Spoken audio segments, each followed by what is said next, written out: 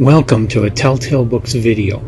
I'm Greg, and I'm continuing my series of reviewing current science fiction fantasy magazines with the September-October 2024 issue of Asimov's science fiction. I know I'm a little behind on this one. I started reading it when I got it, but then just kept getting involved in other things, reading lots of other things, and could never get back to it. And I finally just pushed myself to get back to it this month, and I read through it and finished it off. And so, first thing to talk about is the cover. The cover art is just a Shutterstock, a Shutterstock digital artwork. It's kind of neat, and it kind of fits the lead story of Bachelorettes on the Devil's Dance Floor, but it's still just stock photo. Okay, it's not anything special, but it's okay. So then to the fiction, going front to back, the first work is a novelette by Nick Woven called Heart Shock. I've never read anything by Nick Woven before. It's new to me. In this story, you're off in the far future in a galactic empire, and a specific planet that has committed many crimes against other worlds. And this planet is being attacked by an armada. And the captain of the armada has to convince the people of this planet to give up. The story is very much a character story focused on that captain, and not much happens. It's just not a very interesting story. Sorry. Very little world building, very little insight into any of the culture of the planets involved here. Not really any technological situation. There's just nothing going on, nothing to make me interested in this story. It's just not a good story. So then we go to a short story by Alice Towie, another author I've never read before, titled Art Deco Farmhouse, Original Hardwood Floors, Slightly Haunted. In this one, you have two women who are talking about their family in a house that is haunted by a dead uncle. And this is another one. It's a character piece. It's not remotely science fiction by any leap of the imagination. There's not much even fantastical going on. And there's just not much of anything going on. It's a very boring, very dull story. I mean, the writing is good, the characters are good, but beyond that, there's just no reason to read this. After that, you have The Four Sisters Overlooking the Sea. Now, this is a novelette by Naomi Kritzer, who is a little better known. She is the author of Little Free Library, a story which won awards, but I thought it was a bad story in myself. It did nothing for me. And I went into this with an open mind, hoping to like it, but I DNF this one because the story is about these two research scientists that are writing a paper about some seals, animal seals, not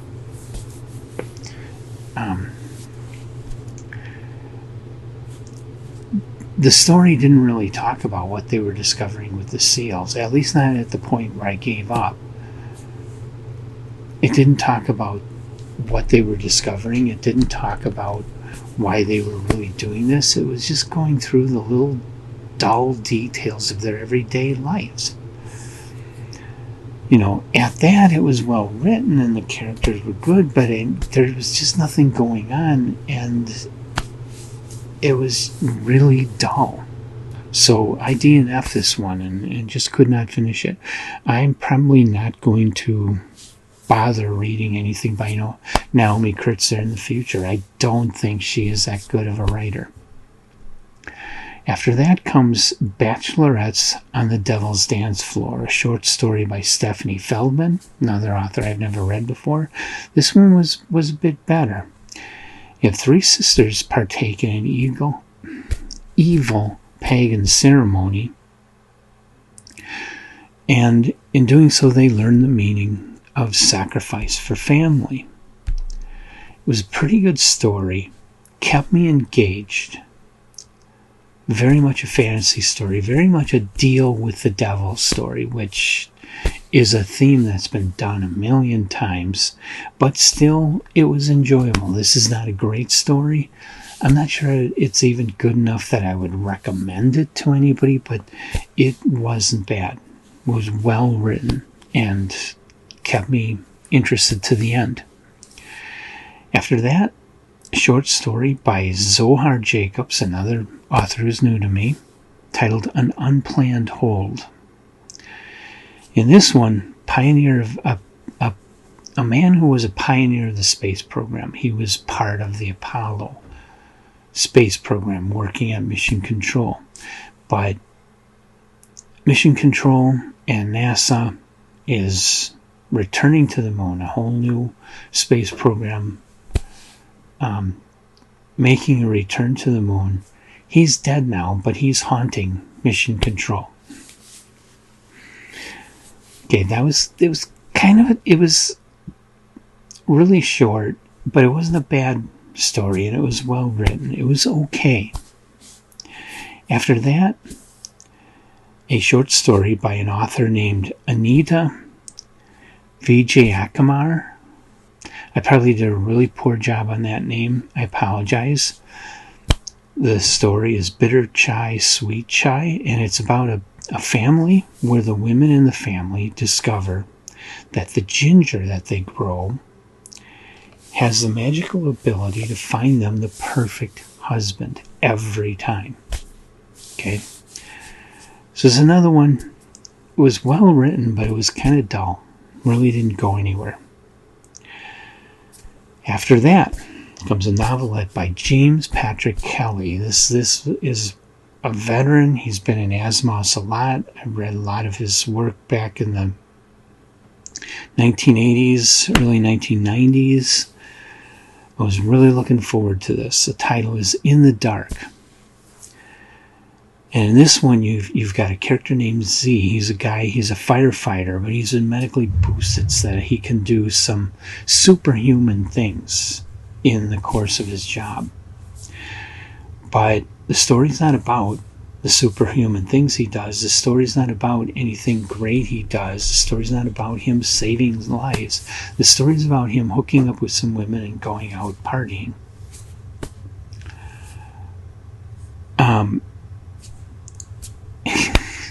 Not really even a science fiction story if you remove the medical enhancements. And as a non-science fiction story, it wasn't even good. This was just a bad story. I'm sorry. I was extremely disappointed by that one. After that, a story by an author named Robert R. Chase, a short story titled Lost Recall.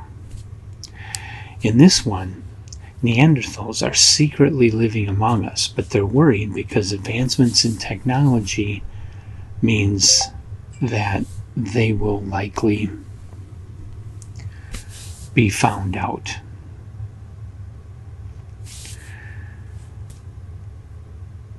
And this was a competent and enjoyable story. It was not a great story, but I enjoyed it. I really did.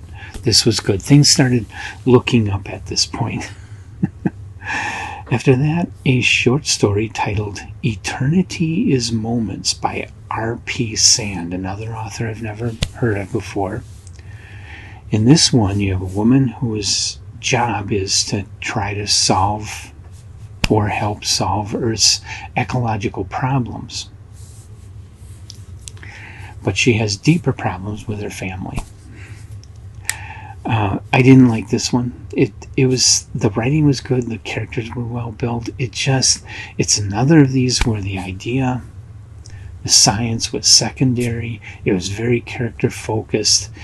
There's not a lot happened. In this one, there was an ending to the story that just came on really fast, and everything was just rosy and wonderful because of something she did. And it was just too easy. It was just too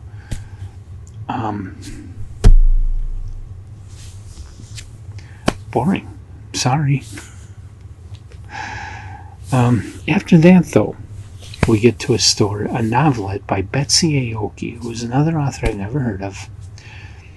She published her first story in 2019, and she's only published like 5 stories. Otherwise, she's mostly been writing poetry. The title of the story is "And to Their Shining Palaces Go." In this story, you have Earth has come under the control of these insectoid aliens.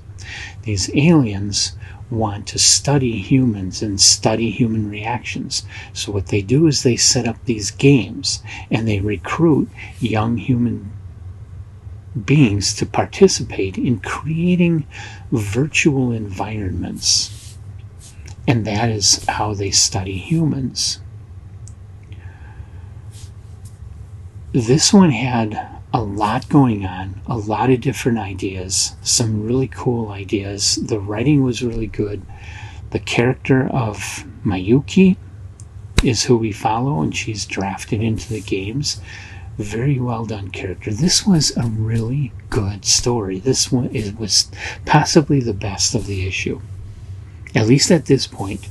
I was starting to get really frustrated thinking this was going to be just one of those rare, totally bad issues, and then this story comes and turns the whole thing around and makes it enjoyable, to the point where I'll be looking for more by this author, and I would recommend you try to track down a copy of this issue of Asimov's and read this story. It's really good.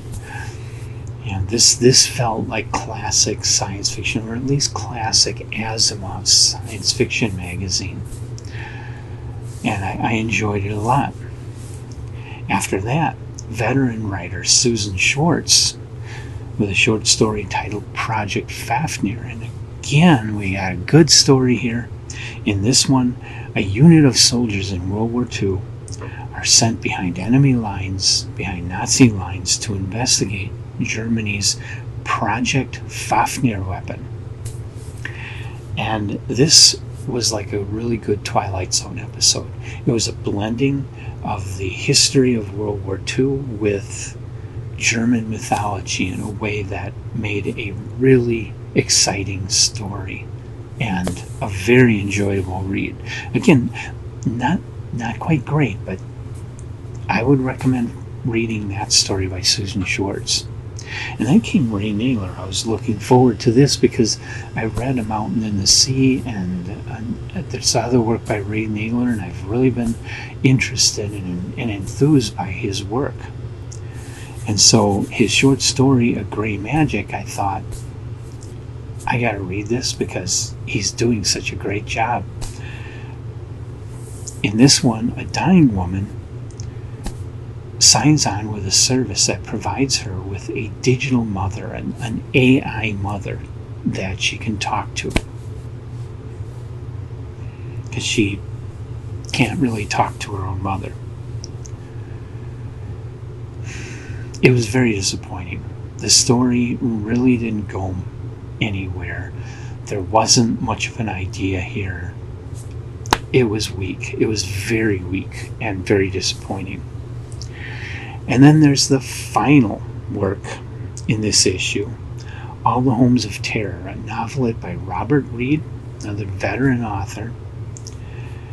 And this story is part of a very long series about the great ship that he started way back in the 1980s, early in his career. And since then, he's written short stories and novels set in this great ship universe that total nearly 40 individual works, and this is just the latest one. So I started reading this, and I think I got a little more than halfway through, and through the whole thing I was just confused. I didn't know what was going on. I could not figure this one out. And so I'm hoping it's because you need to have read more of the earlier stories in the Great Ship series in order to really get what's going on here. That's the danger with a magazine publishing the latest and long series like this, is that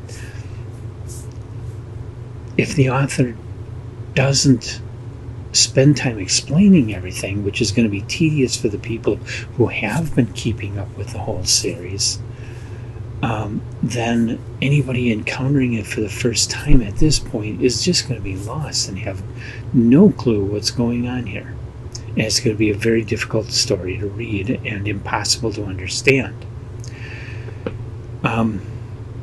Might not be that. It could just be that the story is not very well explained, but I don't know that without first going back and reading some of the other stories and coming back to this and rereading it and seeing if it makes more sense now. So I got to do that, and I'm going to do that. I'm going to go in and read at least some of the earlier Great Ship stories by Robert Reed, and I'll report on this here. And then I will come back and I'll reread all the Homes of Terror and see if I get it now, because it seems like it has the potential of being a really, really fascinating story, possibly one of my favorite stories. The whole series might be a favorite series of mine. And I have liked other works by Robert Reed. Okay, so that's the October 2024 issue of Asimov's science fiction.